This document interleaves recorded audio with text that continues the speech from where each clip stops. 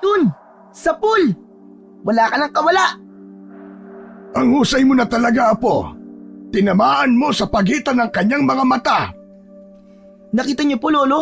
Nasa pool ko po ang aswang. Nagwawala pa po sa galit. Talagang maaasahan ka, Apo. Manang-mana ka talaga sa iyong lolo. Siyempre po, idol ko po kayo eh. Sigurado ako, Apo, na magiging mahusay kang manunugis ng mga aswang balang araw.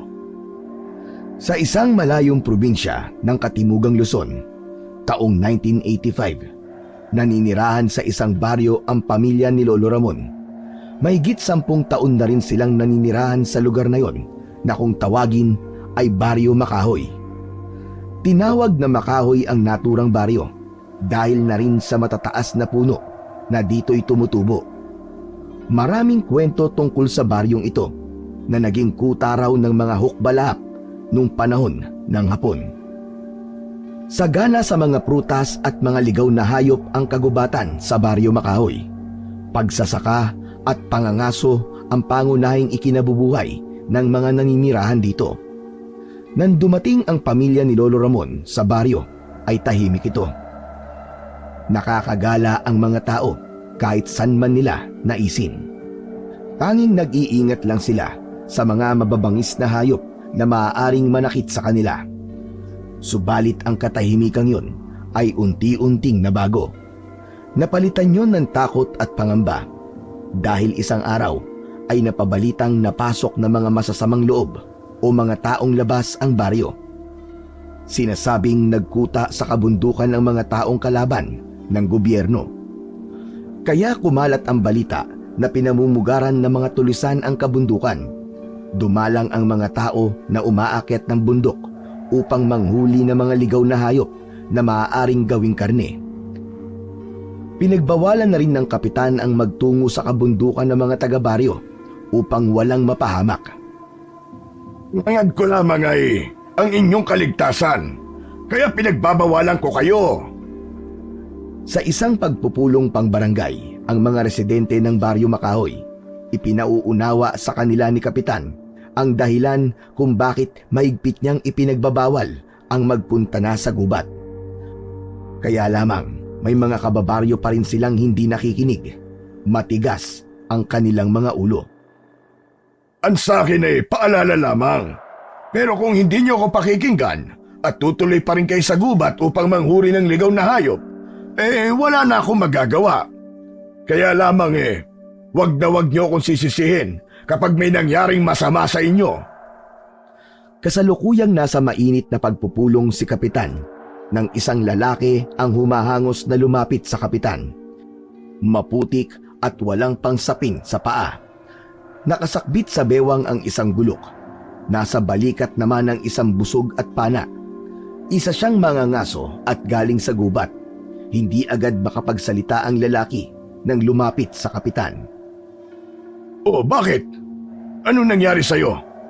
Anong balita ang dala mo? Isa ka sa matitigas ang ulo na hindi marunong makinig sa aking paalala. Sumigi ka pa rin sa pangangaso sa kabila ng aking pagbabawal.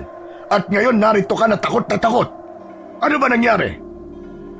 Sa pautal-utal na kwento ay sinabi ng mangangaso na patay na ang kanyang kasama dahil pinatay ito ng mga taong labas na nakainkwentro nila. Yan na nga ba sinasabi ko sa inyo? Dapat marunong kayong makinig sa akin. Ako ang kapitan dito, pero hindi niyo ako pinakikinggan. Hindi niyo na ako ginalang. Humingi ng dispensa ang kausap ni Kapitan, subalit nagpatuloy ito sa kanyang pagkikwento.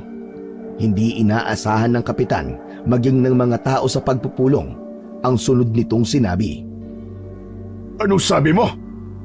Hindi lang basta mga taong labas ang nakainkwentro nyo? Abay, kung hindi sila basta mga taong labas, ano ang mga yon? Hindi agad sumagot ang kausap ng Kapitan. Tumingin muna ito sa mga taong nasa pagpupulong. Bakit ganyan ka kung makatingin? Tinatanong kita, ano ang mga nakainkwentro nyo kung hindi lang sila basta taong labas? May diin at naroon ang takot. Sinabi ng mangangaso na mga aswang ang kanilang nakainkwentro at pumatay sa kanyang kasama. Mapalad lang siyang nakaligtas dahil mas mabilis siyang tumakbo kumpara sa kanyang kasama. Ikinuwento rin ng lalaki kung paano pinatay ng aswang ang kanyang kasama. Sinakmal ang leeg nito. Gamit ang matutulis na kuko ay nagawang wakwakin ang dibdib para kunin ang lamang loob. Kitang-kita pa nga raw niya kung paano kainin ang lamang loob ng kanyang kaibigan. Nakakakilabot na halos bumaligtad ang kanyang sikmura. Natulala at hindi agad makapagsalita si Kapitan. Maging ang mga taong naroon sa pulong ay hindi makapaniwala sa kanilang narinig. Sinidlan ng takot ang mga ito. May iba na tila nasira pa ang sikmura dahil hindi kinaya kung paano inilarawan ng mga ngaso ang ginawang pagpatay at pagkain ng mga aswang sa lamang loob ng nasabing biktima. Ang kwento tungkol sa taong labas ay napalitan ng higit na takot. Kung mga taong labas pa nga lamang ay kinatatakutan na ng mga taga-Baryo Makahoy, paano pa kaya kung tungkol na sa aswang? Alam nila na hindi yun pangkaraniwan. Hindi madaling kaaway ang mga aswang. Mahirap din itong pagtaguan dahil sa iba't ibang kakayahan nito.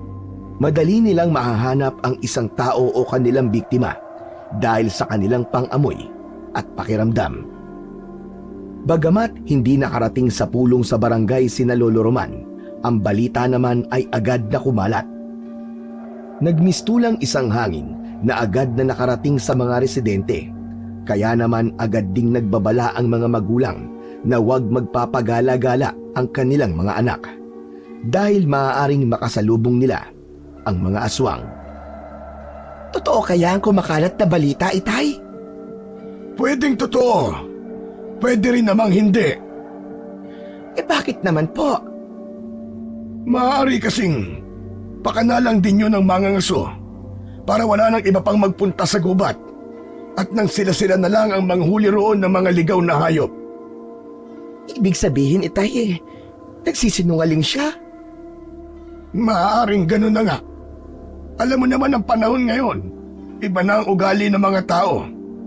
Gagawin ang lahat para makapanlamang at sila lang ang makinabang. Kung sa bagay, Itay, tama ka po dyan. May mga taong ang gusto lang nila ay sila lang ang makinabang. Mga swapang. Tama ka, Marta. Parang yung mga ibang politiko sa ating gobyerno, ganun na ganun ang pag-uugali. Talagang naisingit mo pa yun, Itay, ha? Totoo naman Hindi ba? Ang ibang politiko ay para na ring mga aswang. Nambibiktima. Sumisip-sip ng dugo ng mga kawawang mamamayan para sa kanilang pansariling kapakilabangan. Kung sa bagay po, tama naman po kayo, Itay. Yan naman talaga ang katotohanan. Siya nga po pala, Itay. Nasaan na po pala si Baste? Kanina ko pa po siya hindi nakikita. Baka nariyan lamang yon. Alam mo namang mas gusto ng anak mo na laging makipaglaro. Ang bihira. Hindi ba siya natatakot? Saan? Aba, Itay naman. Hindi ba't kalat na po ang tungkol sa aswang? Tapos kung saan-saan pa rin siya nagpupunta. Narinig ng batang si Baste ang sinabi ng kanyang ina. 12 anyos na si Baste. Maliksi na parang laging puno ng enerhiya ang kanyang katawan. Galing siya sa labas dahil nakipaglaro siya sa kanyang mga kaibigan. Dahil napagod at nagutom, kaya naisipan niyang umuwi. Hindi naman po ako natatakot sa aswang, Inay. Ay nako, kang bata ka. Saan ka na naman nagpunta, ha? Saan ka galing? Nakipaglaro lang po ako ng tagu-taguan sa mga kaibigan ko. Tagu-taguan. Paano kung sa paglalaro nyo ng tagu-taguan aswang ang makita nyo? Inay naman, sabi ko nga po sa inyo, hindi po ako natatakot sa aswang. Aswang lang sila. Si Baste ako. At tapang at tao. Nako. At talagang nagyayabang ka pa, ha? Inay, yun po ang tinuro sa akin ni Lolo Roman. Hindi ako dapat matakot sa kahit na kanino. Kahit pa sa mga aswang. Narinig mo ba ang anak mo, Marta? Itay naman, kung ano-ano pong tinuturo niyo sa anak ko. Kaya ganyan siya magsalita eh. Kung ano-ano na lang ang sinasabi. Ayoko lang na maging duwag siya. Ang gusto ko ay maging matapang siya. Di ba tama lang na maging buo ang loob ni Baste? Opo, Itay. Nariyan na po tayo. Pero sana'y hindi dahil sa gusto niyong... Hindi na itinuloy ni Marta ang sasabihin. Napatingin siya sa kanyang ama. Itay, alam mo na ang ibig kong sabihin. Huwag mo na sanang isasali pa ang anak ko. Tama na ang isang mahal ko sa buhay ang nawala. Huwag nang maulit yon sa anak ko. Hindi na umimik pa si Lolo Roman. Saglit na nawalan ng kibo. Alam niya ang tinutukoy ng kanyang anak. Madalas yun din ang dahilan ng pagtatalo nilang mag-ama, lalo na't may kinalaman kay Baste. Ang balita tungkol sa mga aswang na naninirahan sa kagubatan ay lalo pang napagtibay na totoo dahil ng sumunod na araw ay isang nakakahindik na balita ang nakarating sa kapitan. Ano ka mo? Patay na si Apo Lucas! Yun ang sumalubong na balita sa kapitan ng araw na yon dahil may ilang tanod na agad yung ipinaalam sa kanya.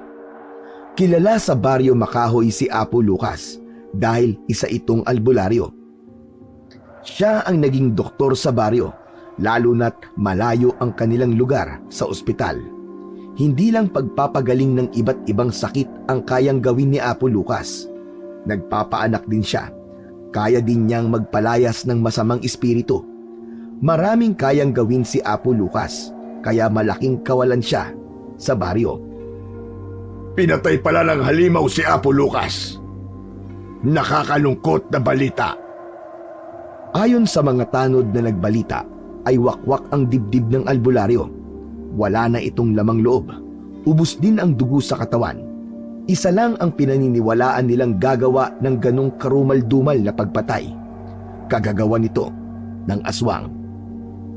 Hindi makapapayag si kapitan na may mga tao pang mapapahamak kung hahayaan niyang masundan pa ang ganong pangyayari. Isa lang ang naiisip niyang paraan. Yun ay ang masugpo na ang paghahasik ng lagim na pinaniniwalaang kagagawan ng mga aswang. Kaya naman agad na sinadya ng kapitan ang bahay ni Lolo Roman. Magandang araw po sa inyo, Tata Roman. Abay, napasyal ka, Kapitan. Ano ba ang atin? Napakahalaga po na sadya ko sa inyo. Ramdam ko yung Kapitan. Dahil hindi ka magsasayang ng oras na pumunta dito sa bahay ko para lamang sa wala. Alam ko pong kayo lang ang bukod tanging makakatulong, Tata Roman. Mas maigi sigurong magpahanda na ako ng kape. Masarap mag-usap habang nagkakape. Tinawag ni Lolo Roman ang apo nitong si Baste na kasalukuyang nakikipaglaro sa kanyang alagang aso na si Agimat. Bakit Pulo? Sabihin mo sa inay mo na ipagtimpla kami ni Kapitan ng kape dahil may pag-uusapan kami. May gatas po ba o wala?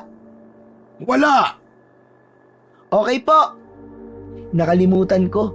Tinanong ko pa si Lolo kung magtitimpla ako ng kapeng walang gatas. Wala naman talaga kaming gatas. Hoy, naririnig kita! Umiral na naman ang kalokohan mong bata ka. Sige na, sabihin mo na sa inay mo. Pumasok na ng bahay si Baste para sabihin sa kanyang ina ang utos ng lolo. Ang laki na pala ni Baste. At napakabibong bata pa, bukod sa napakaliksipan niya. Tata Roman, marahil ay dilingid sa inyo ang tungkol sa nangyayari dito sa ating baryo ngayon. Oo, Kapitan.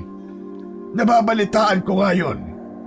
May mga namamatay at sinasabing kagagawan nga daw ng mga aswang. Noong una, sinasabing pinamumugaran ng tulisan ng kabundukan na siyang kinatatakutan ng mga taga rito. Pero ngayon, sinasabing pinamumugaran na ng aswang ang kabundukan. Hindi kaya ang mga tulisan ang saring mga aswang? Saglit na natahimik ang kapitan. Alam niyang may punto ang sinabi ng matandang kausap. Tama ka, Tata Roman. Maaaring ganun nga. Kung ganun, anong maitutulong ko, Kapitan? Retiradong sundalo kayo at sanay sa gubat. Isa pa, alam ko ang pagiging manunugis nyo. Naikwento nyo na yun sa akin dati dahil hindi lang mga taong labas ang nakakainkwentro nyo nung sundalo pa kayo at nadistino sa Mindanao, kundi maging mga aswang at iba pang kampo ng dilim ay nakakalaban nyo. Talaga po, Lolo Roman? Totoo po ba yung sinasabi ni Kapitan? Halos sabay na napalingon sa gawing likuran sina Kapitan at Lolo Roman. Nakabalik at nakalapit na pala sa kinauupuan nilang putol na kahoy ang batang si Baste. Kaya narinig niya ang mga sinabi ng Kapitan. Hindi nakapagsalita ang matanda sa kanyang apo, kundi napatingin na lang siya. Wow! Ang astig niyo po pala, Lolo Roman, ha? Ngayon ko lang po nalaman yun. Apo, gumagawa lang ng kwento si Kapitan. Hindi ba, Kapitan? Tata Roman, gusto niyo po ba akong gawing sinungaling sa harap ng apo niyo? Lolo, kayo ha? Hindi niyo pa kinikwento sa akin yun, ha? Gustong-gusto ko pa namang makinig sa mga kwento niyo nung sundalo pa kayo. Yung pakikipaglaban niyo po sa mga masasamang tao. Kasi po, Lolo, pangarap ko rin po maging sundalo gaya niyo paglaki ko. Di po ba si tatay naging pulis naman? Apo, yun nga lang maaga siyang kinuha. Ipinagbubuntis ka pa lang ng inay mo, ay namatay na kagad siya. Aba, kung ganun pala nasa dugo niyo talaga ang pagiging opisyal, Tata Roman. Kaya po, magsusundalo rin po ako. O kaya pulis, paglaki ko po. Apo, bumalik ka na muna sa loob ng bahay. Sige na, doon ka na sa inay mo. Akin na yung kapeng dala mo. Ito po ang kape niyo, Lolo. Pero Lo, gusto ko pa pong marinig ang pag-uusapan niyo ni Kapitan eh. Apo, usapang pangmatanda ito. Di ba sabi sa'yo ng inay mo, hindi ka dapat sumasali sa usapan ng mga matatanda? Pero Lolo, sabi po kasi ng ibang taong nakakausap ko, para daw po ako matanda kung magsalita eh. Kaya pwede ko pong pakinggan ang pag-uusap niyo. Baste, hindi ka lang pala matanda kung mag-isip, kundi para ka ring abogado. Yung prutas po ba yon? Baste, hindi yun ang tinutukoy ko. Hindi abogado.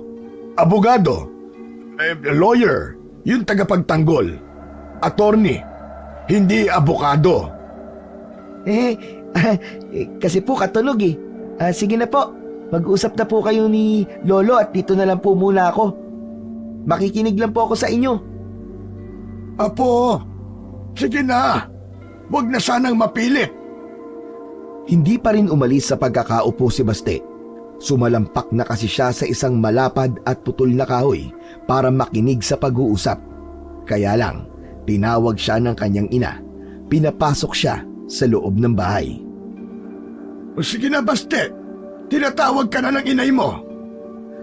Ay, ano ba yan? Si inay talaga oh. Wala sa timing. Sige na, Baste. Baka may ipag-uutos sa'yo ang inay mo. Sige po, Kapitan. Lo, papasok na po ako sa bahay. Baka magalit pa po si inay. Kapitan, sabihin niyo na lang po sa akin kung ano po ang pinag-usapan niyo ni Lolo ah. Kasi po, hindi po magkikwento sa akin yan eh. Lumakad na ang bata papasok ng bahay. Natatawa na nailing na lang si Lolo Roman sa sinabi ng apo. Kung ganun pala wala siyang alam sa nakaraan nyo, Tata Roman. Ayaw ng anak ko na ipaalam yung kay Baste dahil nag-iingat siya. Kaya lang minsan hindi natin maitatago na matagal ang ganoong bagay. Lalo na't ang gusto ng bata ay tularan kayo, pati na rin ang kanyang tatay. Hanggat magagawa ko iniiwasan ko magbanggit ng tungkol sa pagiging antingero at manunugis ng aswang. Dahil yun ang maigpit na bilin at pakiusap ng anak kong si Marta. Kung ganun Tata Roman, paano mo kami matutulungan kung ayaw niyong malaman yun ni Baste? Tata Roman, kailangan ng baryo ang tulong mo. Hindi lang ito para sa mga residente, kundi maging sa pamilya mo. Lahat tayo ay nasa panganib ang buhay dahil anumang oras ay maaaring sumalakay ang mga aswang. Kung grupo sila na nagkakanlong sa kagubatan, tiyak maraming tao silang mapapatay. Hindi natin alam na baka nagpapalakas lang sila kaya pa isa-isa pa lang ang nagiging biktima. Baka sa ngayon ay nakikiramdam din sila at pag alam na nilang kaya na nilang sumalakay ng magkakasama, ay gulatin na lang tayo. Walang lalaban at pipigil sa kanila. Hindi pa ako makakapagdesisyon sa ngayon, Kapitan. Kailangan kong pag-isipang maigi ang tungkol dito. Umalis si Kapitan na hindi nakuha ang inaasahang sagot mula kay Lolo Roman. Pero hindi siya susuko. Dapat niyang mapapayag ang dating manunugis at antingero dahil siya lang ang tanging makakatulong para mawala ang panganib na nagbabadya sa baryo Makahoy. Naghahanda na ng hapunan si Marta nang banggitin nito ang tungkol sa naging sadya ni Kapitan. Hindi man siya kaharap ng mag-usap sina Kapitan at tatay niya, malinaw sa isip niya ang naging pakay nito. Itay, may napag-usapan na tayo. Kaya alam kong di kayo papayag. Wala pa akong sinasabi kay Kapitan. Pero alam ko, Itay, di niya kayo titigilan. Ang inaalala ko lang, Marta, ay ang kaligtasan natin. Ibig niyong sabihin, Tama si Kapitan. Maging ang buhay natin ay malalagay sa panganib. ibig niyo bang sabihin, Itay, papayag kayo sa gustong mangyari ni Kapitan? Kung para sa kaligtasan natin, oo. Itay, namatay ang asawa ko nang dahil sa pagiging manunugis niya. Oo, isa siyang pulis. Pero hindi lang masasamang loob ang nakakalaban niya, kundi iba't ibang uri ng kampo ng kadiliman. Iba't ibang lahi ng aswang. May manananggal, may aswang na malaki, aswang na gabunan, tik-tik, manananggal at kung ano-ano pa. Dahil sa mga halimaw na yan, maaga akong nawalan ng asawa. Hindi na nga nakita pa ni Baste ang kanyang tatay dahil nasa sinapupunan ko pa lamang siya nang mawala ang asawa ko. Namatay siya dahil tinupad niya ang tungkulin niya bilang manunugis at isang alagad ng batas. Ang nakakalungkot nga lang sa kanyang huling engkwentro sa mga kampo ng dilim, napahamak siya. Maging ang bangkay niya ay hindi na nakita pa. Matindi ang galit ng mga aswang sa pagiging manunugis ng asawa mo. Kaya pati bangkay niya ay itinago nila at hindi na ipinakita sa atin. Kaya nga magpahanggang sa ngayon, Itay, napakasakit pa rin para sa akin. Kung di dahil sa pagkumbinsi niyo sa kanya na maging manunugis, baka buhay pa sana siya ngayon. Sinisisi mo na naman ba ako? Hindi naman sa sinisisi ko kayo, Itay. Di ko lang maiwasang isipin yon na ang pagiging manunugis niya ang dahilan ng maaga niyang pagkawala. Matagal na panahon nang nakalipas yun, Marta. Alam ko po, Itay. Pero ngayon nakikita ko kay Baste ang interes niya sa mga bagay na dating ginagawa ng kanyang tatay. Ayokong yun din ang landas sa tahakin niya na magiging dahilan para siya naman ang maagang mawala. Bakit ba ganyan ang iniisip mo? Hindi magkakapareho ang kapalaran ng isang tao. Nag-iingat lamang ako, Itay. Mahirap na. Marta, iba ang kapalaran ni Baste. Itay, walang pwedeng magsabi nun. Kaya nakikiusap po ko sa inyo. Huwag niyong hahayaan na magka-interes siya sa gawaing ikinakatakot ko. Malalim na ang gabi, ngunit gising pa rin si Lolo Roman dahil di pa rin maalis sa isip niya ang napag-usapan nila ng kapitan ng baryo at maging ang pakiusap sa kanya ng anak niyang si Marta. Tutol ang anak na balikan ni Lolo Roman ang maging isang manunugis at makaimpluwensya yon kay Baste. Hindi pa dinadalaw ng antok ang matanda. Tatayo sana siya para manubig dahil sa tawag ng kalikasan nang marinig niya na nagsalita ang apo. Yan, sige! Tama sa yan! Wala kang kawala! Dapat sa'yo alisan ang mga kuko! Nako, si Bastillo na! Alam niyang natutulog ang apo kaya sinilip niya ito sa higaan. Naroon ito at natutulog, subalit nagsasalita. Nananaginip lang pala ang apo ko. Ay, Diyos ko, nasobrahan ng laro. Ako ang harapin mo, aswang! Hindi ako natatakot sa'yo! Nagulat si Lolo Roman sa sunod na sinabi ng apo na nananaginip at nagsasalita. May kalabang aswang si Baste sa kanyang panaginip. Mamamatay ka, kampo ng kadiliman! Patatahibikin ka ng mahabang baril na hawak ko! Bang! Bang! Patay! Sa pool! Kala mo patay ka ngayong aswang ka! Bihira talaga itong si Baste. Hanggang sa panaginip, ang pakikipaglaban sa aswang ang napapanaginipan niya. Malakas ang hatak ng aking pagiging manunugis. Dahil hanggang sa panaginip ipinakikita yon sa aking apo. Ang tungkol sa panaginip ni Baste ay ikinuwento ni Lolo Roman sa kanyang anak. Tinimulan niyo po kasi itay Kaya ngayon, hanggang sa panaginip bit-bit ni Basti yun. Napakinggan niya kasi kay Kapitan. Yun na nga po itay. Hindi po kasi kayo nag-iingat.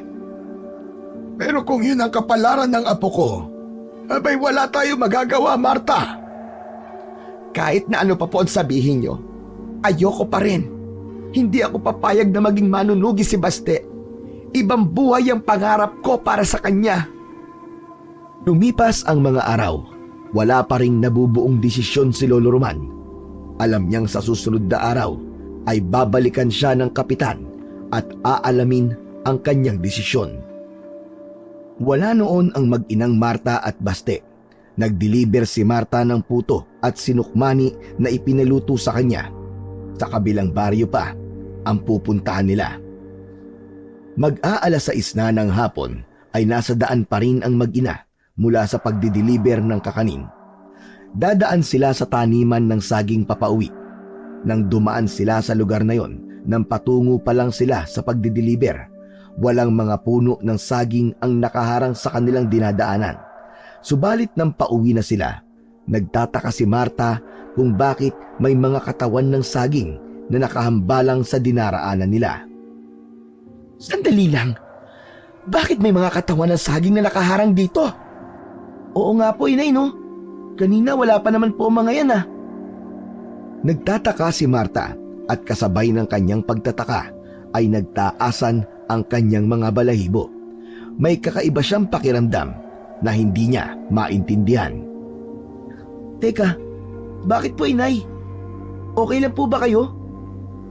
Oo, Baste. Okay lang ako. Bakit po panay ang haplos nyo sa braso nyo? Tumatayo kasi ang balahibo ko, anak. Natatakot po ba kayo, inay? Saan po kayo natatakot? Mga puno lang naman po ng saging ang mga ito. Tinadyakan pa ni Baste ang isang puno ng saging na nakaharang sa kanilang daraanan. Pagkatadyak ng bata, may narinig na igik na wari bang nasaktan. Ala, ano yun, anak? Parang may nasaktan. Oo nga po, inay. Narinig nyo rin? Puno lang naman po ng saging ang sinipa ko. Pero parang may narinig po ko. Saglit na natahimik at napaisip si Marta. Inihanda niya ang kanyang sarili dahil iba ang kanyang nararamdaman. Saka biglang hinaltak ang anak. Anak, halika na. Bilisan natin, dali! Hinilan ni Marta ang anak sa braso at nagmamadali upang makalayo sila sa sagingan na kanilang kinaroroonan. Halika na, anak, bilisan na natin! Inay, huwag niyo po akong kaladkarin, aray! Basta bilisan mo, anak! Bilisan mo, kailangan na nating makalayo dito! Inay, baka po matanggal ang braso ko sa paghila nyo! Huwag ka na maraming reklamo, anak. Tara na! Basta bilisan mo na lang! Bakit po ba yun? Para kayong takot na takot Kailangan na nating makalayo dito, anak. Kaya, sabayan mo na lang ako sa pagtakbo ko. Bilis! Si Inay naman talaga, oh.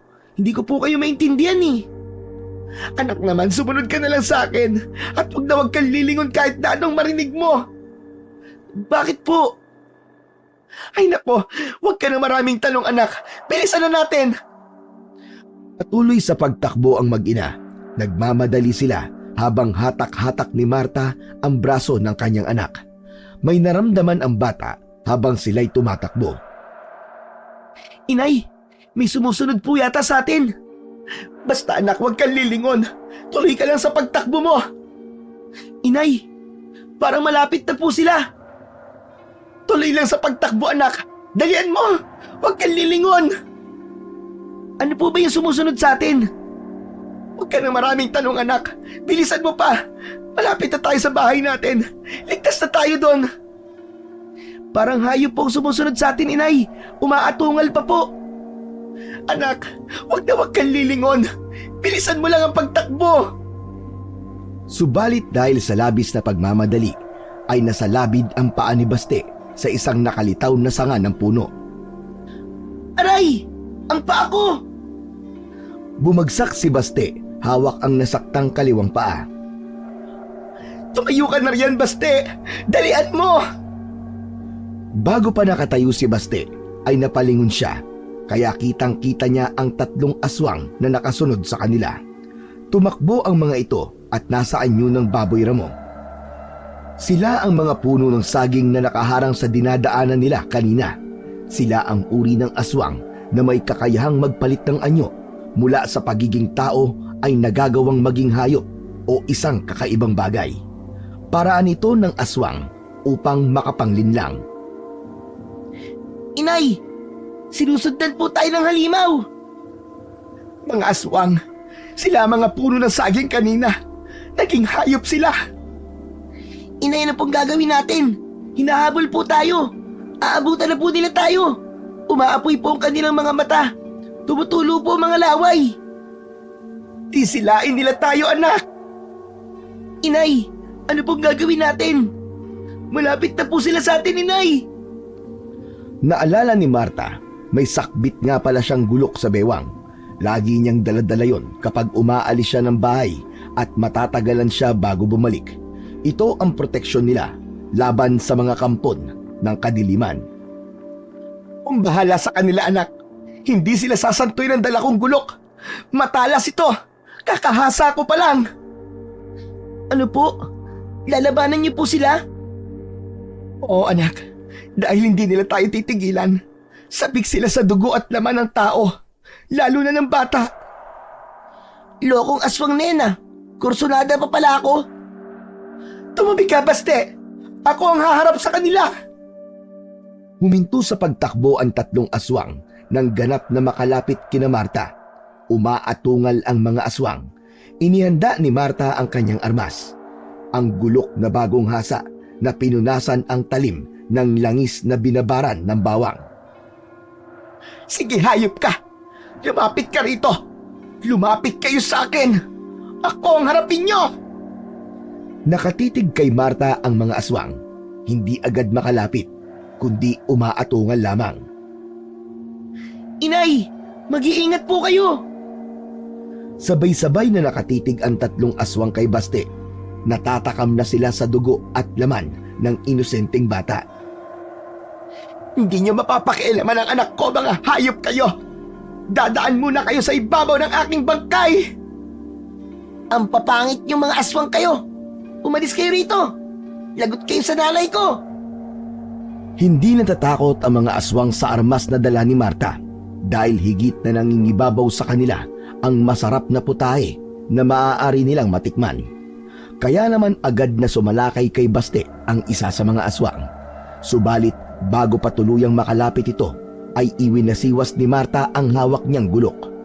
Tinamaan ang katawan ng aswang na nasa anyo ng baboy ramo. umatungal ito ng masugatan. Nag-alinlangan ito at biglang napaurong. Sa pag-urong ng isa ay pumalit naman ang ikalawa at agad ding sumalakay. Buong tapang na muling iwinasiwas ni Marta ang hawak niyang gulok. Naputol ang isang tenga ng baboy ramo at tinamaan din ang leeg nito. Tumulo ang masaganang dugo ng aswang. Umatungal din ito habang tumutulo ang malagkit na laway. At dahil napunasan ng langis na binabara ng bawang ang gamit na gulok ni Marta, kaya matindi ang naging epekto ng sugat na nilikha nito. Umuusok at tila nagnaknak ang sugat ng dalawang aswang. Dahil hindi nagtagumpay ang dalawang kampon ng kadiliman, kaya sumugod ang ikatlo. Hindi pa rin nagpaawat si Marta. Sinalubong niya ang ikatlong aswang.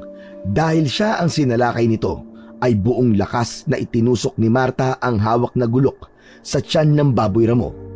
Bumaon ng malalim ang gulok. Malaki ang nilikhang sugat. Lumuwa ang lamang loob ng aswang na nasa anyong baboy ramo ng mga sandaling yon. Umaatungal sa sakit. Hindi alam kung ano ang gagawin. Astig!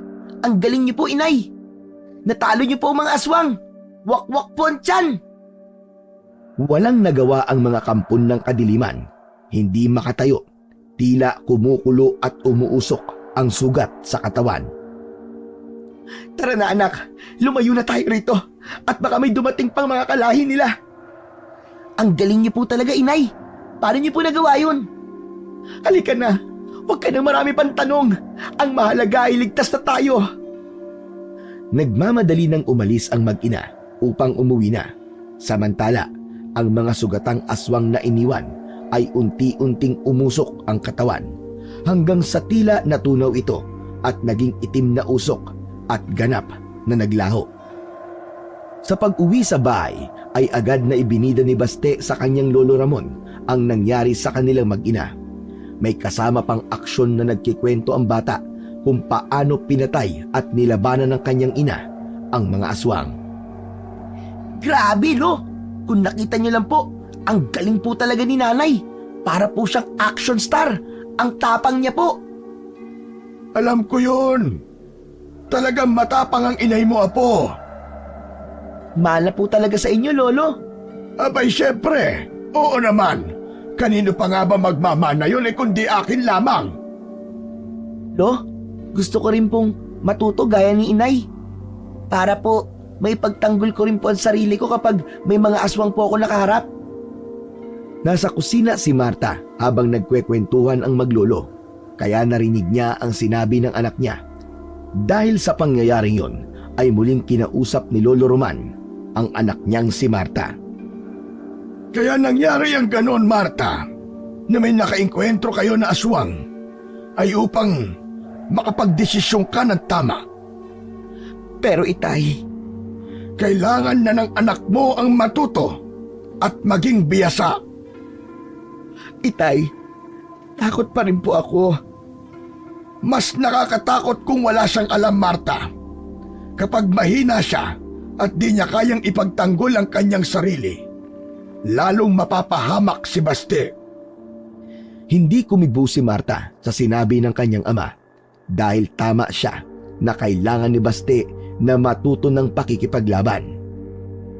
Hindi sa lahat ng pagkakataon ay nakabantay tayo sa kanya para ipagtanggol siya, Marta. Kaya wag mo nang pigilan ang gusto ng anak mo. Para din ito sa kaligtasan niya. Dahil hindi rin natin alam kung hanggang kailan niya tayo makakasama. Alam ni Marta na may punto ang kanyang itay. Kahit mabigat sa loob niya, ay payag na siyang matuto si Baste ng pakikipaglaban sa mga aswang.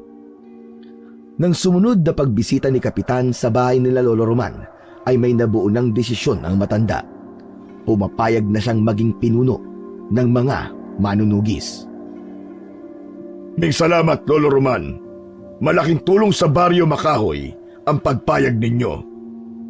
Mahirap din sa loob ko na makitang may mga namamatay at napapahamak dahil sa pambibiktima ng mga aswang gayong meron naman akong magagawa. Bukas na bukas po, Tata Roman, ay papaalam ko sa mga kababaryo natin kung sino sa kanila ang nais na matuto at magsanay sa pagharap sa mga kampon ng kadiliman. Sabihan mo agad ako kapag nakabuo na kayo ng grupo. Maaasahan niyo po, Tata Roman. Tiyakin niyo lang na buo ang loob ng mga taong yon. Opo, Tata Roman. Dahil kapag nagsimula na ang pagsasanay, ay mahirap kung saka sila uurong. Agad na ipinaalam ni Kapitan sa mga taga-Baryo Makahoy ang tungkol sa pagbuo ng grupo na magiging manunugis na tuturuan ni Lolo Roman. Ilang araw din ang anunsyo, kaya lang paglipas ng ilang araw ay wala pa rin nagpepresenta sa Kapitan. Lumong-lumo ito na tila walang sino man ang nais na makatulong sa problema sa Baryo Makahoy. Lahat sila ay apektado ng magiging pagsalakay ng mga aswang, kaya lang walang matapang at may lakas ng loob para humarap kahit sinabi na sa mga kalalakihan na dadaan ng mga ito sa pagsasanay sa pangunguna ni Lolo Roman na isang retiradong sundalo. Ginawa ko na ang lahat ng paliwanag, Tata Roman. Pero wala pa rin nagpresenta ni isa sa kanila. Sa palagay ko, Tata Roman, mga naduduwag lamang sila. Mukhang inurungan ng mga lawit ang mga kalalakihan dito sa Baryo Makahoy. Hindi ko nga po alam, Tata Roman, kung kailan higit na kailangan ng tulong at lakas nila, saka pa sila natatakot. Kung sa bagay, Kapitan, naiintindihan ko rin sila. Hindi madali ang makipaglaban sa mga kampon ng kadiliman. Tata Roman, kung wala magpipresenta, paano kung nag-iisa lamang kayo? Ako po. Ako na lang po ang tuturuan ni Lolo Roman. Sasamahan ko po siya. Biglang sumingit sa usapan si Baste na kanina pa nakikiusyoso at nakikinig sa pag-uusap ng kanyang lolo at di Kapitan. Buti pa ang apo mo, Tata Roman. Matapang. Buo ang loob kahit bata pa. Alam niyo po kasi, Kapitan, gusto ko po maging katulad ni na tatay at lolo. Kaya lang napakabata mo pa, Baste. Okay lang po yung Kapitan. Kaya ko po yun. Saka tuturuan naman po ako ni Lolo eh. Ang inay nga po, mahusay din sa pakikipaglaban sa mga aswang eh. Kasi tinuruan po ni Lolo. Teka, nakaenkwentro ng aswang si Marta? Oo, Kapitan. Tama ang narinig mo. Pero, Kapitan, wala pong sinabi ang mga aswang. Napatay po sila ni inay. Ang astig po ni inay kung nakita nyo lang. Ang lakas at ang tapang po niya. Pinagtataga niya po yung mga baboy ramo. Ayun. Wakwak po ang mga tiyan nila. Aba, talagang nasa dugo nyo nga ang pagiging manunugis. Huwag kang mag-alala, Kapitan. Sige na, ako nang bahala. Kung walang mga taga-baryo ang gustong maging manunugis, kami na ng apo ko ang bahala roon. Seryoso ba kayo, Tata Roman? Oo, Kapitan. Hindi ako pwedeng magbiro sa mga ganitong klaseng pagkakataon. Kinabukasan, maaga pa'y kinuha ni Lolo Roman ang isang sako sa silong ng kanilang bahay. Kasama niya ang apong si Baste. Binuksan ang sako at tumambad ang mga armas na matagal nang itinago ng matanda. Ano po yan, Lo? Mga armas na magagamit natin laban sa mga aswang. Uy! Astig! Meron po pala kayo niyan, Lo, ah! Oo, Apo. At matagal na itong nakatago. Pero ngayon, magagamit na uli. Lo, pag-aaralan ko po ang paggamit ng mga yan. Oo, Apo. Ituturo ko sa iyo ang lahat. Yes! Ang astig nun! Ikaw ang makakasama ko para harapin ang mga aswang. Ayos! Yun po ang gusto ko, Lolo. Isa-isang inilabas ng maglolo ang mga armas sa loob ng sako. Kailangang ikondisyon ang mga ito at linisin. Nagtulong na ang maglolo para matapos yung kagad upang masimulan na rin ang gagawin nilang pagsasanay. Walang oras na sinayang si Lolo Roman. Agad na inumpisahan ang pag-iensayo nila ni Baste. Subalit pagkatapos ng unang araw ng pagsasanay, hindi yun naibigan ni Marta. Itay naman, wala tayong naging usapan na magiging kasama mo siya. Ang sabi niyo ituturuan mo lang siya para sa proteksyon niya. Hindi para makasama niyo nahaharap sa mga aswang. Kaya ng anak mo, Marta. Matapang at buo ang kanyang loob. Pero itay, ang bata pa niya. Aanin ko ang isang nasa tamang edad kung mahina naman ang loob at hindi determinado. Natatakot po ako para sa anak ko, itay. Hindi ko siya pababayaan. Isa pa, may mga iniingatan akong agimat. Ang pagiging antingero ko ang tutulong at magbibigay ng proteksyon sa amin ng aking apo. Sana nga'y tama ang gagawin niyong ito, itay. Dahil hindi ko kakayanin kapag may nangyaring masama sa anak ko. Ayoko mawalan ulit ng isang mahal sa buhay. Lalo na ang kaisa-isa kong anak. Marta, hindi ko isusugal ang buhay ng aking apo. Mahal na mahal ko siya. At bago pa may mangyaring masama sa kanya, ako na muna. Araw-araw ang naging pagsasanay ng maglolo. Nagsimula sa ehersisyo na madali sa simula hanggang sa naging komplikado. Kahit nahihirapan ay walang reklamo si Baste. Pilit na kinakaya ang pinagagawa ng kanyang lolo. Kaya ganun na lang ang paghanga ng matanda sa kanyang apo. Dahil wala nang magawa pa si Marta, kaya ang tanging ipinakita na lang niya ay ang pagsuporta. Ipinaghahanda niya ng pagkain ang maglolo. Isa-isa na ring itinuro ni Lolo Roman kay Baste ang paghawak ng mga armas.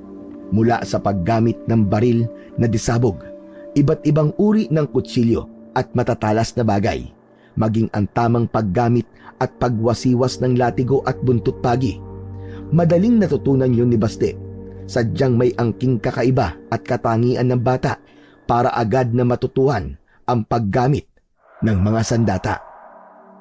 Mula nang nakainkwentro ni na Marta ang aswang, saglit na nanahimik ang baryo.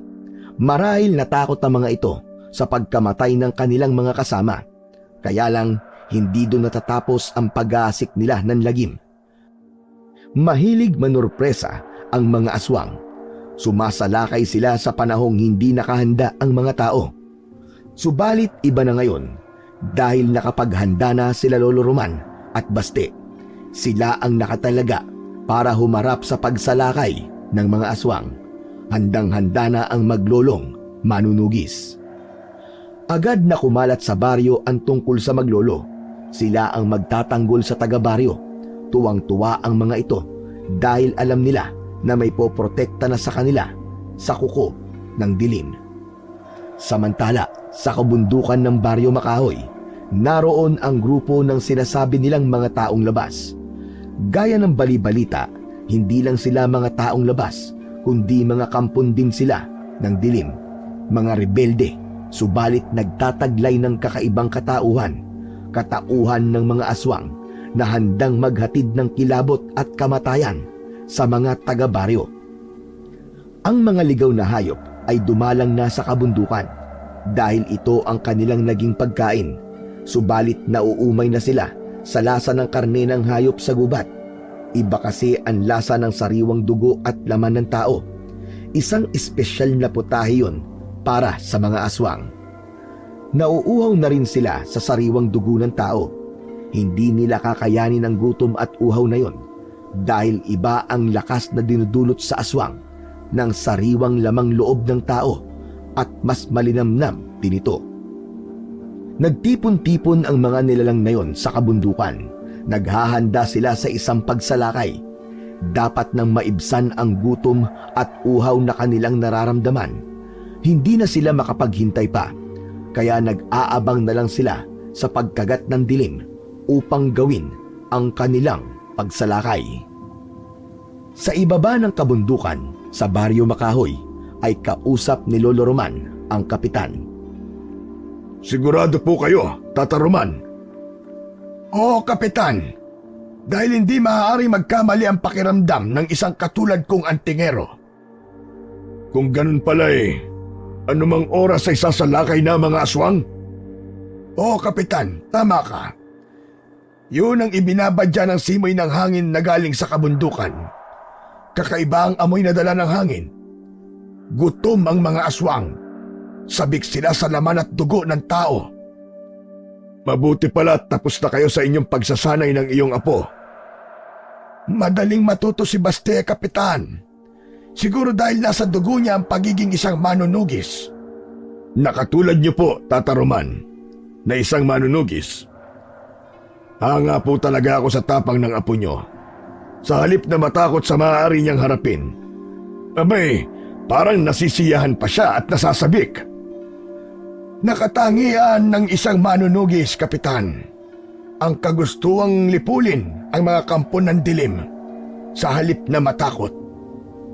Pagkatapos makipag-usap ni Lolo Roman kay Kapitan, ay umuwi na ito para sa paghahanda nila ng kanyang apo.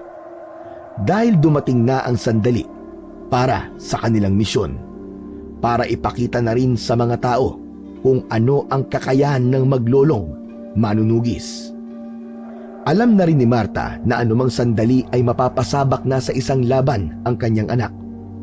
At dahil inihanda na rin niya ang kanyang sarili sa magiging gampanin ng anak, kahit naroon ang kaba, ay suporta ang ipinakita niya kay Baste. Anak, isipin mo lagi ang mga itinuro sa'yo ng lolo mo. Siyempre naman po, Inay. Lahat po ng itinuro sa akin ni Lolo, lalo na po ang paggamit ng iba't ibang sandata na gagamitin sa paglaban sa mga aswang. Tinandaan ko po lahat yun. Mag-iingat ka, anak, ha? At huwag kang lalayo sa lolo mo. Opo, Inay. Nag-uusap ang mag-ina nang lumapit si Lolo Roman dala ang isang tsaleko para sa kanyang apo. Samantalang suot naman niya ang isang uri ng jacket na yari sa balat ng hayop. May taglay na pangontra ang jacket laban sa mga aswang. Apo, isuot mo ang tsaleko na ito. Gawa ito sa balat ng hayop na ibinabad sa katas ng bawang. Matagal na itong nakatago at ngayon lang uli magagamit. Hindi ka basta lalapitan ng aswang kapag naaamoy niya ang bawang. Masakit sa kanilang ilong ang amoy ng bawang. Hindi nila kayang matagalan. Uy! Ang astig po pala ng tsalekong to, Lolo. Lo, yung jacket po na suot nyo, ang gara din po, Lolo. Bagay na bagay po sa inyo. Napa ito sa aking mga ninuno. At darating ang araw na ikaw na ang magsusuot nito. Uy! Ayos! Halika, hawakan mo ito. Isang tirador na ang bala ay isang uri ng bato na kapag tumama sa katawan ng aswang ay mag-aapoy siya at sasabog. Alam mo kung paano yan gamitin? Siyempre naman, Lo. Tirador lang to eh. Pero Lo, ang gara nito ah. Gustong gusto ko na po itong gamitin. Nababagay ang tirador sa isang bata. Dalhin mo na rin itong latigo. Magagamit mo rin ito. Lilikha ng sugat at matinding sakit ang hatid nito kapag lumapat sa katawan ng aswang. Ang sa akin naman ay ang baril na disabog at itong buntot ng pagi. Grabe, Lo. Para po tayong sasabak sa gera. Gera laban sa mga aswang. Kahit na po, kailangan magbantay na tayo dahil anumang sandali ay maaari na silang sumalakay. Itay, Baste, mag-iingat po kayo. Si Basti po, kayo na po ang bahala sa kanya. Huwag niyo pong pababayaan ang aking anak, Itay. Inay, yakang-yaka ko po ang mga aswang na yun. Chicken feet lang sila sa akin. Saka, di po ako takot sa kanila, no? Huwag kang mag-alala, anak. Walang masamang mangyayari sa aking apo. Tuluyan ng kinain ng dilim ang baryo Makahoy. Lumaganap na ang katahimikan. Ang mga tao'y nasa loob na ng kani-kanilang bahay bilang pag-iingat dahil nabalaan sila ni Kapitan tungkol sa pagsalakay ng mga aswang. Nagkulay dugo ang buwan Wari alam nito ang mga magaganap. Nakahanda na ang maglolong manunugis sa lugar na posibleng maging daan ng mga aswang mula sa kabundukan patungong kabahayan sa Baryo Makahoy. Ang tahimik na gabi ay napalitan ng kakaibang uri ng ingay. Ingay na may bahid ng kilabot. Pumapagaspas na ang pakpak ng lagim. Patungo na sa baryo ang grupo ng dalawang uri ng aswang. Merong lumilipad at meron namang nasa anyong nakakatakot na hayop gubat. Sila ang aswang na malakat at aswang asbo. Ang aswang malakat ay may nakakatakot na muka, matatalim na ngipin at nakakalipad. Samantalang ang aswang asbo ay nakakapagpalit ng kanyang anyo sa pagiging iba't ibang hayop. Narinig ng maglolo ang kakaibang ingay na yon. Parating na at papasok na sa Baryo Makahoy ang mga aswang mula sa kabundukan. Ayan na sila, Apo. Humanda ka na. Kanina pa po ako handa, Lolo Roman. Magtalikuran tayo, Apo. Opo, Lolo. Uubusin po natin ang mga aswang na yan. Lumakas ang ingay. Papalapit ng papalapit sa kanila ang lumilipad at tumatakbong mga aswang. Kitang-kita na maglolo ang grupo ng mga ito. Merong sa itaas at meron din naman sa ibaba. Nagniningas sa kadiliman ang mga mata nito. Iniumang na ng maglolo ang mga armas na hawak. Unang pinaputok ni Lolo Roman ang hawak na baril de sabog. Tinamaan ang isang aswang na lumilipad at pumagsak ito sa lupa. Sapul! Kala mo ah! At isa ka pa! Muling pinaputukan ang mga aswang. Sapul ang isa, subalit nabuwag ang paglipad ng grupo. Nagkanya-kanya sila ng lipad upang umiwas at lituhin si Lolo Roman. Samantalang si Basti naman ay kanina pa inaasinta ng kanyang tirador ang aswang na nasa anyong hayop. Buong gigil at lakas na hinatak ang hawak na tirador sa kabinitiwan ang batong bala nito. Loko! O disapul ka ngayon sa ulo! Tinamaan sa ulo ang aswang na sumugod papalapit sa kanya. Kala mo ah! Wala kang kawala sa tirador ko, aswang! Kala mo ah! Eh di nagkikikisay ka ngayon tapos tumihaya ka pang aswang ka. Dahil sa tama ng tirador ko sa'yo. Ano? Umusok ang kanyang katawan oh. Sumambulat na siya. Wala na. Patay ka na ngayon, aswang. Dahil sa nangyari, nabuwag din ang grupo ng aswang asbo na nasa anyo na ligaw na hayop. Nagkanya-kanya ng takbo upang umiwas sa tiyak na kamatayan. Nabubulabog na sila! Lalong nakakalito kung sino ang uunahin natin, Lolo Roman. Iba-iba ang kanilang direksyon. Kung sino ang lalapit sa atin, siyang uunahin. Halika, sumunod ka sa akin, Apo. Patungo na sila sa mga kabahayan. Susundan natin sila. Opo, Lolo. Nasa likod niyo lang po ako. Nauna nang tumakbo si Lolo Roman dahil alam niyang nakasunod lang sa kanya ang kanyang apo. Mabilis ang bawat kilos ng matanda. Hindi mababakas sa kanya ang pagiging mahina sa kabila ng kanyang edad. Tuloy sa pagtakbo si Lolo Roman upang barilin ang lumilipad na aswang. Saglit na huminto upang tingnan ang apo na alam niya ay nasa kanyang likuran. Apo, dito tayo! Bilis! Subalit walang sagot na narinig si Lolo Roman. Lumingon siya para hanapin ang kanyang apo na si Basti. Wala ang kanyang apo sa kanyang likuran. Walang Basti na nakasunod sa kanya. Nawawala ang kanyang apo. Kaliwat kanan na lumingon ang matanda. Wala talaga ang bata. Agad na kinabahan si Lolo Roman. Hindi pwedeng may mangyaring masama sa kanyang apo. Lolo! Lolo Roman! Napapitlag ang matanda nang marinig ang boses ng kanyang apo. Mula sa itaas ang boses nito. Napatingala si Lolo Roman. Ganun na lang ang kanyang pagkasindak. Ang apo ko! Tangay ng lumilipad na aswang! Hindi! Lolo Roman! Tinangay ako ng aswang! Tulungan niyo ako! Nagtaka si Lolo Roman kung bakit natangay ito ng aswang na lumilipad gayong suot ng apo ang ibinigay niyang tsaleko. Takot ang aswang sa amoy ng bawang. Naalala niya na matagal na nga pala itong nakatago. Maraming taon na rin itong hindi nagagamit, kaya ang katas at amoy ng bawang na nasa tsaleko marahil ay wala ng bisa dahil sa tagal ng pagkakatago. Nakalimutan niyang magkatas ng bawang at ilagay sa tsaleko bago ipasuot sa kanyang apo. Inilipad papalayo ng aswang si Baste. Hindi maaaring pabayaan ni Lolo Roman ang apo. Patakbo niyang sinundan habang tangay ng aswang. Humaharang naman sa dinaraanan niya ang ibang aswang na nasa anyong hayop. Kaya bawat makasalubong niya ay agad niyang pinapaputukan. Bumubulagta ang bawat tamaan nun, sadyang napakahusay bumaril ni Lolo Roman.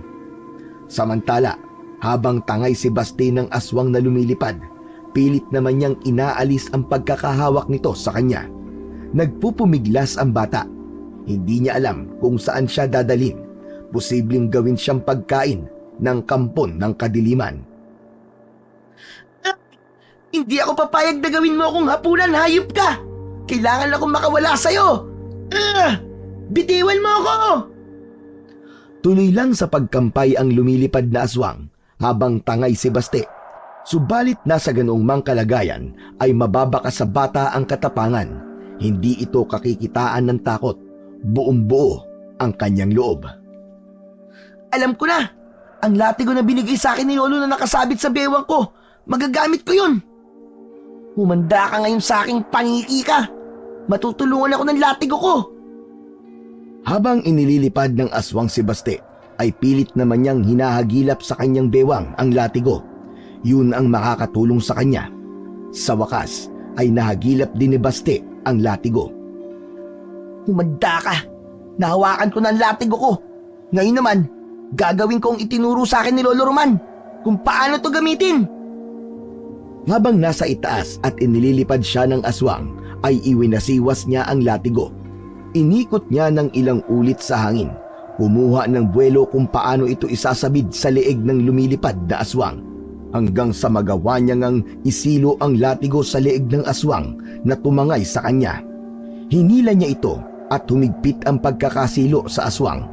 Nasakal ang aswang na naging dahilan upang lumabas ang mahabang dila nun. Hindi binitiwan ni Baste ang latigo. Pagkos, lalo pa niyang hinigpitan ito. Sakal na ang aswang, kaya wala na ring direksyon ang paglipad dito. O ano ka ngayong aswang na paniki ka, ha? Wala ka lang kawala ngayon. Hindi ka na ngayon makakahinga. Maigpit ang pagkakasakal sa nitong latigong hawak ko na nakapalupot sa leeg mo. Mamamatay ka ng aswang ka. Dahil sa nanghihina na ang aswang, ay dahan-dahan na itong bumaba sa lupa. Nang nasa ibaba na ang aswang, nagmamadaling lumayo rito si Baste. Inalis niya ang latigo na nakaikot sa leeg ng kampon ng kadiliman. Hawak-hawak pa rin ng aswang ang kanyang leeg. Hirap sa paghinga. Nagwawala ito dahil sobrang nasaktan. Nag-iwan ng sugat ang pagkakapulupot ng latigo sa leeg nito.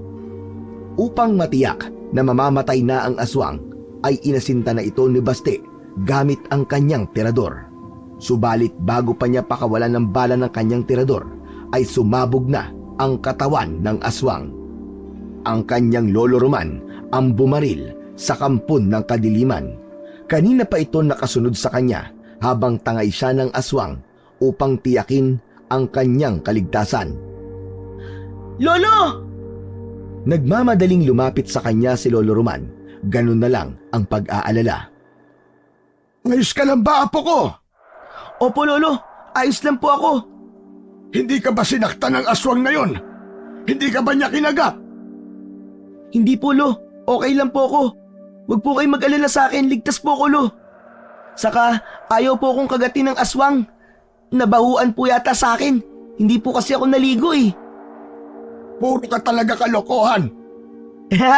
Nagbibiro lang po ako, Lo. Pagkakataon na sana ng aswang, nasaktan at sipsipin ang dugo ni Baste ng tangay nito. Subalit hindi ginalaw si Baste. Naging palaisipan yon sa matanda. Siguro, nagkataon lang na di niya magawang kagating ka. Dahil sa mga armas na dala mo. Hindi pa po tapos ang laban, Lo. Dahil may mga buhay pa pong aswang. Oo, tama ka. Ang iba'y lumayo na. Takot sila. Hindi nila tayo kaya, Lo. Hindi nila tayo matatalo. Jack, paghahandaan nila tayo, Baste. Lalo na ngayon na alam na nila na may manunugis na haharap sa kanila. Eh di maganda sila. Pero lalo natin silang paghahandaan. Di ba, Lo? Tama ka, Apo. Paghahandaan natin sila ng mas masigabo. Samantala, doon sa kabundukan ay nagsibalikan ang mga natitirang aswang, umaatungal at nagngingit-ngit sa galit. Isa-isa na silang bumalik sa tunay na anyo, mga taong labas na nagkukuta sa kabundukan. Sila ang pangkat ng aswang na galing pa sa malayong lugar sa Kabisayaan, humahanap ng pagkukutaan upang magparami. Kaya lang ay maling lugar ang kanilang napuntahan. Sa lugar na sa halip na dumami ay lalo pa silang nalalagasan. Tinipon ng pinakapinuno ng aswang ang kanyang mga kasama. Alam nilang nagkamali sila sa ginawang pagsalakay dahil nakapaghanda ang Baryo Makahoy. Hindi biro ang mga nalagas sa kanila. Malaking kabawasan yon para sa kanilang pagpaparami ng kanilang lahi. Maipapasa sana nila ang pagiging aswang sa kanilang magiging biktima. Kaya lang bigo sila dahil may mga namatay silang kasamahan. Dahil yon sa maglolong manunugis. Kaya sa kanilang pagpupulong ay mas dapat nilang paghandaan ang susunod na pagsalakay. Hindi sila makapapayag na mauulit ang kanilang kabiguan. Hindi ang isang matanda at isang batang manunugis ang tatalo sa kanilang hukbo. Sampal yon sa kanilang mga aswang. Makikita sa mata ng pinuno ng aswang ang pagkadismaya sa mga nangyari. Hindi sila nagtungo sa nasabing lugar para lang mabigo. May matinding dahilan kung bakit nakarating sila sa Baryo Makahoy. Hindi para maggasik ng lagim, kundi may misyon na dapat gawin. Hindi papayag ang pinuno ng aswang na mabigo sila. Hindi sila magpapahadlang sa maglolong manunugis. Pagkatapos ng ginawang pagpupulong ay nagkanya-kanya na ng lakad ang mga rebelde. Bumalik sila sa anyo ng pagiging aswang. May mahigpit na ipinag-utos ang kanilang pinuno. Hindi sila papayag na muli biguin pa ito. Magbubukang liwayway na, napagod ang maglolo sa naging engkwentro sa mga aswang. Tila naging napakahaba para sa kanilang dalawa ng gabing yon. Naglalakad sina Lolo Roman at Baste papauwi sa kanilang bahay. Anong masasabi mo sa naging karanasan mo bilang batang manunugis, Apo? Grabe, Lo. Ang saya-saya po talaga. Yan talaga ang sasabihin mo. Opo, Lo. Samantalang muntik ka na mapahamak, hindi ba? Tinangay ka ng paniking aswang. Pero, Lo, nagawa ko pa rin po siyang talunin. Ang galing po ng latigo na ipinagamit niyo sa akin, Lo. Marami ng aswang ang napatay niyan. At dadagdagan pa po natin, Lo. At ako po ang papatay sa kanila. Gamit po tong latigo niyo. Gawin mo yan, Apo, sa susunod nating laban. Opo, Lo. Pinapangako ko po. Aray! Ang sakit! O bakit? Ano nangyari sa'yo at napahawa ka pa sa tiyan mo? Kumukulo po kasi ang tiyan ko, Lo. Nagugutom na po ako. Ako rin. Pero tiyak na may inihandang pagkain ng inay mo. Tiyak po yun, Lo. Ay, ito na pala. Nandito na po tayo sa harap ng bahay natin. Patakbong pumasok ng bahay si Baste upang magkwento sa kanyang ina. Nay! Nay! Andito na po kami ni Lolo Roman. Walang sumagot. Iginala ni Baste ang paningin sa kabuuan ng bahay. Hindi pa rin niya nakita ang kanyang ina. Tumakbo papunta sa silid, pero wala roon ang kanyang ina na si Marta. Wala pa rin dito sa kwarto niya si Inay. Patakbong lumabas ng kwarto si Baste. Lo, wala po rito sa bahay si Inay. Imposibleng umalis siya. Hindi siya aalis hanggat wala tayo. Lolo, Tingnan niyo po ang kusina. Nagkalat ang mga gamit. Hindi maganda ito, Apo. Bakit po, Lolo? Iba rin ang naamoy ng matandang lalaki. Masangsang sa ilong ang kakaibang amoy na naiwan sa loob ng bahay. Hindi ito maaari. Hindi siya pwedeng makuha. Lo, bakit po? Nasaan po ba si inay? Sino pong kumuha sa kanya? Tinangay siya ng aswang, Apo. Nagpunta sila rito. Lolo, hindi pwede yun. Hanapin po natin si inay. Baka kung ano pong gawin sa kanya ng mga aswang. Tayo na po, Lo. Hanapin natin si inay. Doon sa kagubatan, sabi nila, doon po nagkukuta ang mga aswang. Baka doon po nila dinala si inay. Bagamat tiyak ni Lolo Roman na aswang ang tumangay sa kanyang anak na si Marta, subalit palaisipan dito kung bakit tinangay lang sa halip na patayin at kainin ang laman. Ibig sabihin, may ibang pakay ang aswang sa kanyang anak. Posibleng gawing alay ito kapag magsasagawa ng seremonyas o kaya naman. Napapailing na lang si Lolo Roman. Ayaw niyang isipin kung ano pa ang gagawin ng mga aswang kay Marta. Lo, hanapin po natin si inay. Tayo na po, Lolo Roman. Oo, Apo. Hahanapin natin ang inay mo. Hindi ako papayag na may mangyaring masama sa kanya. Salbahay talaga ang mga aswang na yun. Kapag nakita ko sila, papatayin ko silang lahat. Nakakapagod ang magdamag na lumipas, subalit ang pagod na naramdaman ng maglolo ay tila nawala. Bagkus, nagkaroon sila ng bagong lakas. Dahil kailangan nila yon para sa paghahanap kay Marta, tinungo na maglolo ang kagubatan. Doon namumugad ang mga aswang, kaya hahanapin nila roon si Marta. Subalit bago nagtungo sa gitna ng kagubatan ang maglolo, ay tiniyak ni Lolo Roman na dala niya ang kanyang agimat. Hindi biro ang lugar na pupuntahan nila. Mas malakas, mas mapanganib ang mga aswang sa kanilang teritoryo o sa puok na kanilang pinamumugaran. Nakarating ang maglolo sa pusod ng gubat. Huminto sandali ang dalawa. Isang maliit na bote ang inilabas ni Lolo Roman. Kinuha ang kamay ng apo at itinihaya. Binuksan ang maliit na bote na may lamang langis. Nilagyan ng langis ang palad ni Baste. Para saan po itong langis, Lolo? Ipahid mo yan sa buong katawan mo upang hindi tayo maamoy ng aswang. Hindi maaamoy ng aswang na may ibang tao dito sa gubat. Opo, Lo. Ipapahid ko po itong langis sa katawan ko. Sa lugar na kung saan dinala ng mga aswang ang tinangay nilang si Marta, ay nakatali ang kamay nito at paa. Walang malay na nasa isang tila altar na may nakapalibot na mga iba't ibang uri ng bulaklak. May dalawang aswang na nasa anyong kambing ang nagbabantay sa walang malay na si Marta.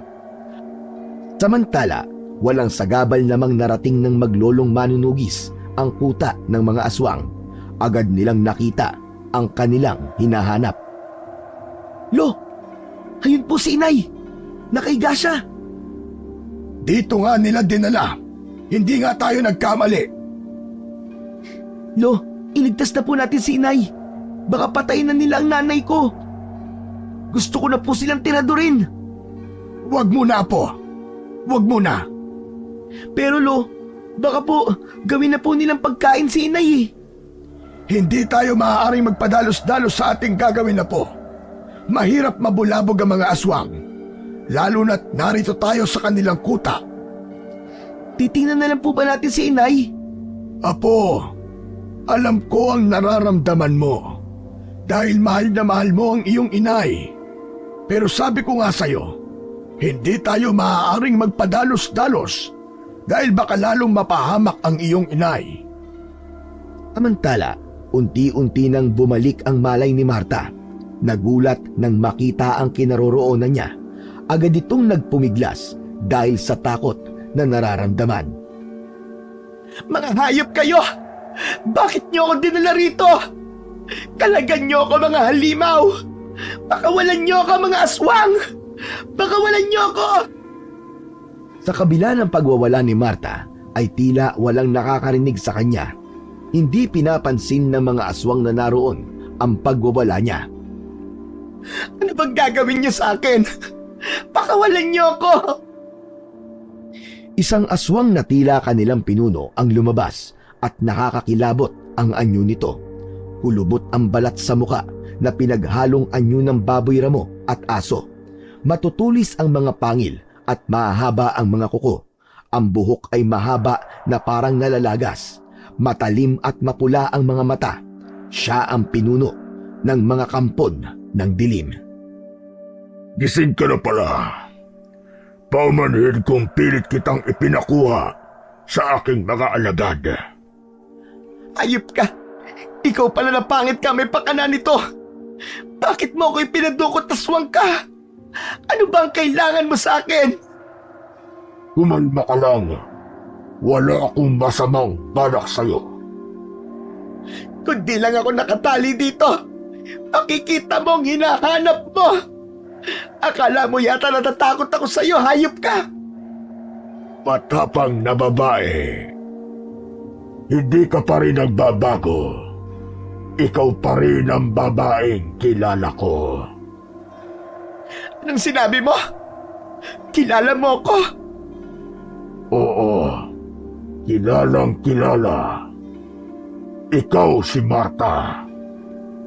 Hayop ka! Sino ka bang halimaw ka? Hindi mo ba ako nakikilala? Wala akong kilalang aswang! Alam ko, kaya nga magpapakilala ako sa'yo. Unti-unti ay nagbago ang anyo ng lalaking kaharap ni Marta. Mula sa nakakakilabot at nakakapandiring itsura nito ay nagbago ang anyo ng aswang. Naging isang matipuno at gwapong lalaki. Nagulat at nanlaki ang mga mata ni Marta. Hindi makapaniwala sa kanyang nakita. Hindi totoo ito! Hindi totoo ito! Musta ka na, mahal ko? Samuel! Isa kang aswang! Hindi makapaniwala si Marta sa nakitang kaharap dahil yun ang lalaking pinakamamahal niya, si Samuel, ang ama ni Baste na inakala niyang patay na nang mawala ito. Habang nakatingin si Marta sa lalaking kaharap, ang kanyang asawa na inakala niyang patay na, biglang nanariwa at dumaloy sa isip niya ang isang alaala, ang kanilang nakaraan. Masayang masaya ako na magkakaanak na tayo, Marta. Tama ka. Nagbunga na ang pagmamahalan natin, Samuel. Sisikapin ko maging mabuting ama sa kanya, Marta. Pakamamahalin ko siya at gagawin ko ang lahat para protektahan siya. Pakiusap, Samuel. Huwag mo sana kaming iiwan. Bakit ka ganyan magsalita? Iniisip mong iiwan ko kayo na magiging anak natin? Basta, Samuel, natatakot lamang ako. Hindi ko kayo iiwan. Pangako ko yan sa inyo. Doon natapos ang alaalang yun ni Marta.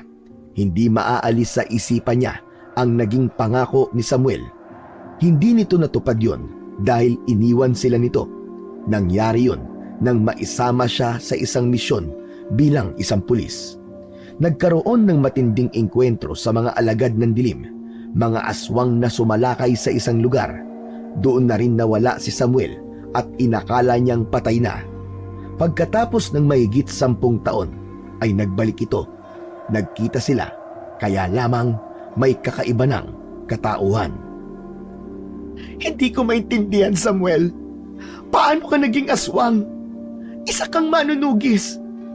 Isa ring alagad ng batas na pumapatay ng mga aswang. Pero ngayon, isa ka na palang aswang. Nangyari ang lahat ng huling engkwentro ko sa mga aswang. Hindi ko sila lahat napatay. Natira ang pinakamalakas sa kanila, ang kanilang lider. Sa aming paglalaban ay nagapi ako. Sa halip na patayin ako, ay pinili niyang buhayin ako upang ipasa sa akin ang kanyang pagiging aswang. Bakit niya ginawa yon? Dahil nakita niya daw sa akin ang kakayahan upang maging mahusay na pinuno. Tinanggap mo? Wala akong nagawa. Bihag nila ako. At sila ang masusunod. Mas malakas sila kumpara sa anting-anting na taglay ko. Kaya hindi na ako nakabalik sa inyo. Kaya lumayo na ako at namuhay kasama nila. Pinili mo yon? Ang lumayo sa amin ng anak natin at yakapin ang pagiging aswang? Marta, hindi mo ko naiintindihan eh. Masakit din para sa akin to. Lumayo ako para wag na kayong madamay pa sa nangyari sa akin. Ngunit ngayon bakit nagbalik ka? Para saan? Dahil mahalaga kayo at ipinangako ko sa sarili ko na gagawin ko ang lahat upang makasama ko uli kayo ng aking anak. Kahibangan yan, Samuel. Isang malaking kahibangan. Totoo ang sinasabi ko, Marta. Matagal ko na natanggap na wala ka na. At kung nagbalik ka pero ibang nilalang ka na, hindi ko na kayang tanggapin ka, Samuel. Mahal ko kayo ng anak natin. Kaya ka ba nagbalik? Oo. At upang kunin kayong dalawa. Kayo ng aking anak. Dahil ang nais ko'y makasama kayo. Maging buo ang ating pamilya muli. Imposible yon. Hindi na tayo maaaring maging buo. Dahil isa ka ng kampo ng kadiliman, Samuel. Kaya nga magsasama-sama tayong tatlo sa kadiliman. Kung saan ako naroon. Baliw ka na, Samuel. Baliw ka na. Dito tayo nababagay. Dito tayo nababagay, Marta. Gagawin mo rin kaming aswang ng anak mo, ganun ba? Oo. Yun lamang ang tanging paraan upang mabuo ang ating pamilya. Ang maging katulad ko kayo ng ating anak. Hangal ka, Samuel. Hangal ka. Dito sa dilim, ang ating bagong mundo. Hindi. Hindi maaari ang gusto mo. Hindi ako makapapayag. Teka, Marta. Ang akala ko ba ay mahal mo ko? Oo, mahal kita, Samuel. Pero hindi ako papayag na maging aswang na tulad mo at idamay mo ang anak natin. Wala ka nang magagawa pa, Marta. Dahil nandito ka na sa aming kuta. Dito, ang mangyayari ay ang nais ko. Ayoko, Samuel. Hindi ako magiging aswang. Ako ang masusunod, Marta. Ayokong maging aswang.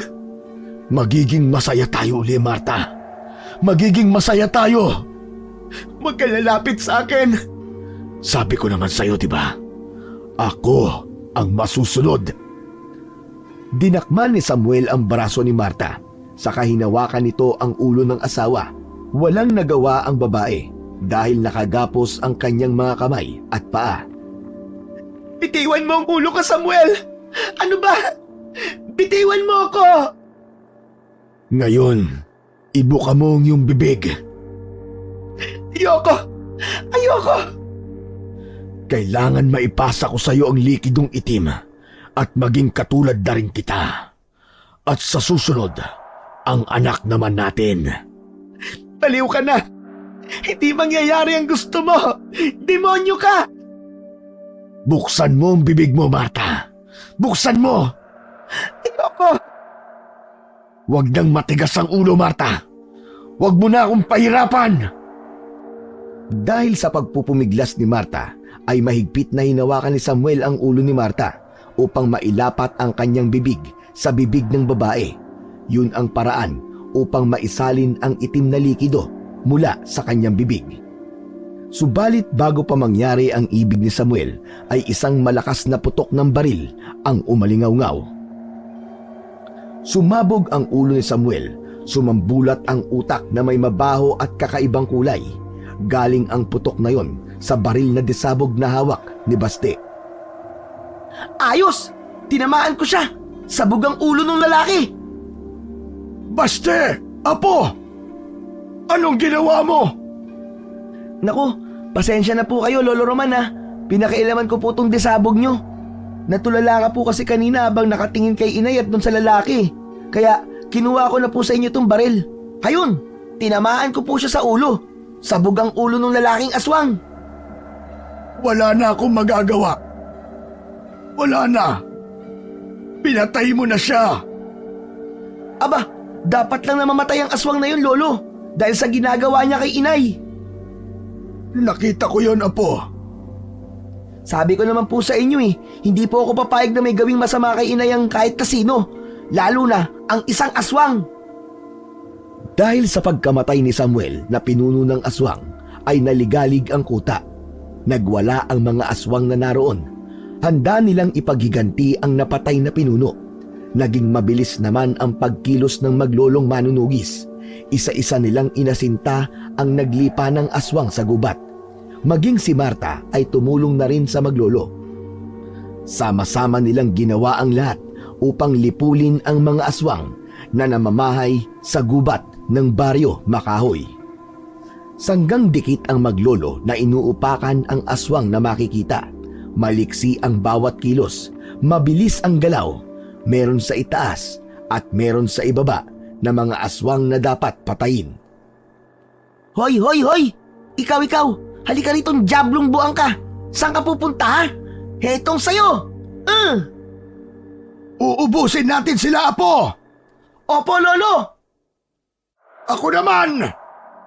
Wala tayong ititira, Lolo! Lipunin natin ang mga kampo ng kadiliman! Nagtagumpay ang maglolo sa kanilang misyon na iligtas si Marta.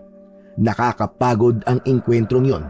Ngunit ang mahalaga, hindi nagtagumpay ang pinuno ng aswang sa ibig nitong mangyari. Bagay na walang kaalam-alam si Baste kung sino nga ang lalaking aswang na kanyang nakita at ibig bumiktima sa kanyang ina. Anak, kumusta ka na? Ayos lang po, inay. Salamat sa pagliligtas niyo sa akin, ha? Buti na nga lang po, nabaril ko po kagad yung aswang kanina Kasi may plano po siyang masama sa inyo. Ikaw ang bumaril sa kanya? Opo, inay. Sa pool nga Tinamaan ko po siya sa noo. Ayun, sabog ang ulo niya. Nakita ko, anak. At napakahusay mo.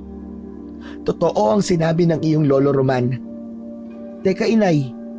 Parang malungkot kayo Hindi po ba kayo natutuwa sa ginawa ko? Hindi agad nakasagot si Marta sa tanong ng kanyang anak. Paano nga ba niya sasabihin na ang aswang na pinatay niya at pinasabog ang ulo ay ang kanyang ama? Nay, napatay ko po ang aswang. Nailigtas ko po kayo. Masaya ako, anak, at nailigtas mo ko. Pero bakit nga po malungkot kayo? Lalo na po nang mapatay ko yung aswang na kausap nyo. Naawa po ba kayo sa kanya? Hindi, anak, hindi. Aswang po yun, inay. Hindi po dapat yung kaawaan. Tama ka, anak. Hindi sila dapat kaawaan. Saka, napakasama po nila. Pumapatay sila. Kumakain ng laman loob ng tao. Kaya ang dapat sa kanila, mamatay. Oo, anak. Tama ka. Tama lang yun sa kanila. Ang mamatay. Ang lipulin. Walang ibang nasabi si Marta sa anak na kausap. Dahil ano nga ba ang kailangan pa niyang sabihin? Dapat pa ba niyang ipaalam sa kanyang anak ang natuklasan na katotohanan? Nakauwi na sila mula sa pakikipaglaban sa mga aswang. Nalipol na nila ang aswang na namumugad sa baryo Makahoy. Subalit ang puso ni Marta ay nanatiling malungkot.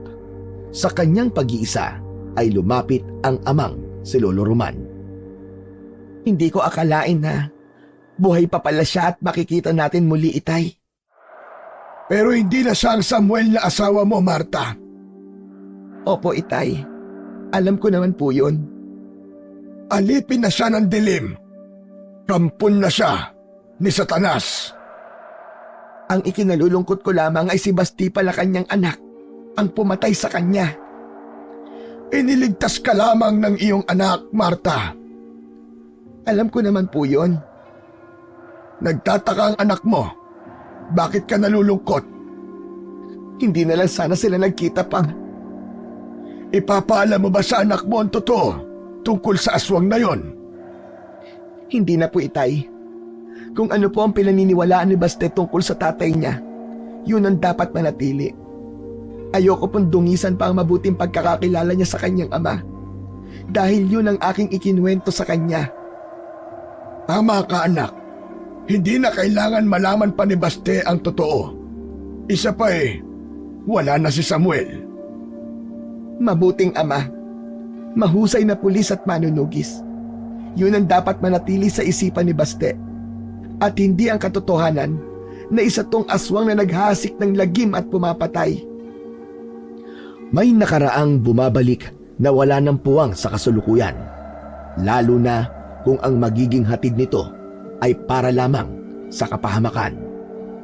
Tunay na may mga pangyayari at lihim na mas mainam na itago na lamang, lalo na kung ito ang higit na makabubuti at hindi na magdudulot pa ng alalahanin. Hayaang manatili ang magagandang alaala. Ito dapat ang maiwan at mamalagi na ang hatid ay inspirasyon sa isipan at paningin ng iba. Yun! Sa pool! Wala ka nang kawala!